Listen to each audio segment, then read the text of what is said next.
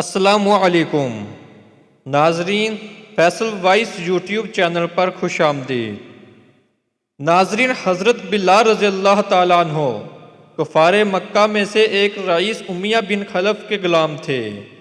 اکثر سرکار صلی اللہ علیہ وآلہ وسلم کو دیکھنے کا شرف حاصل کرتے رہتے تھے اور دل میں سرکار کا بے پناہ احترام تھا۔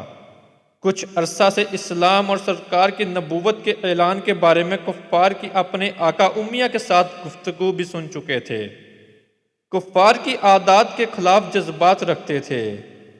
فطری پاکیزہ عادات کی بدولت امن و سکون، مساوات و اخوت کے خواہاں تھے۔ جب اسلام کا کچھ تعارف ان تک پہنچا تو فوراً حلقہ اسلام میں شامل ہو گئے۔ ناظرین، حضرت ابوبکر صدیق رضی اللہ تعالیٰ کی تبلیغ کی وجہ سے اسلام قبول فرمایا اور ایک طویل عرصہ کفار کے مظالم برداشت کرتے رہے۔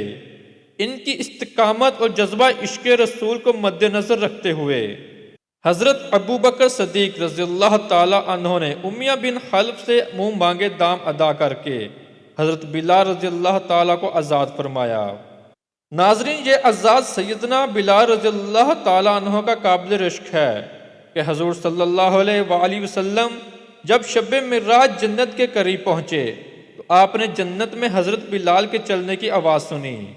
چنانچہ حدیث شریف میں ورد ہے کہ حضور صلی اللہ علیہ وآلہ وسلم نے حضرت بلال سے فرمایا کہ اے بلال، جنت میں نے تمہارے جوتوں کی آواز سنی، یعنی انسان کے جلنے پر جوتوں سے جو چڑچڑاہٹ کی آواز پیدا ہوتی ہے۔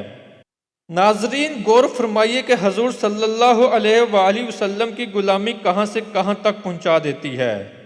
کل تک جو بلال ایک حبشی غلام تھے، آج حضور کے دامن سے وابستہ ہو کر آسمانوں کی بلندیوں سے بھی زیادہ بلندی پا گئے اور جنت میں ٹہلنے لگ گئے۔ ناظرین، حضور صلی اللہ علیہ وآلہ وسلم ایک بار ہی نہیں بلکہ متعدد بار جنت میں تشریف لے گئے۔ ہمارے نبی صلی اللہ علیہ وآلہ وسلم گویا جنت بھی ہمارے حضور کا اپنا گھر ہے۔ جب چاہیں اندر تشریف لے جائیں۔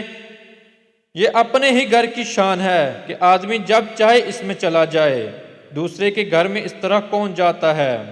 معلوم ہوا کہ ہمارے حضور صلی اللہ علیہ وآلہ وسلم جنت کے مالک ہیں اور الحمدللہ یہ جنت بھی حضور کی ہے اور یہ امت بھی حضور ہی کی ہے۔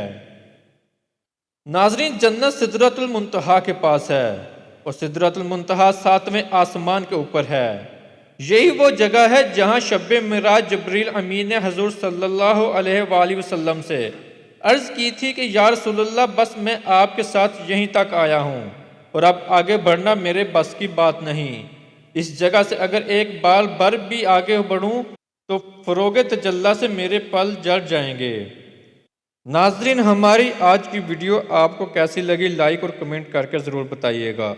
اگر آپ نے ابھی تک میرا چینل سبسکرائب نہیں کیا تو پلیز کر لیں اور بیل آئیکن پریس کر دیں تاکہ میری ڈیلی آنے والی ویڈیو آپ تک پہنچتی رہیں۔ ملتے ہیں اگلی نئی ویڈیو میں، تب تک اپنا بہت سارا خیال رکھیے گا۔ اللہ حافظ۔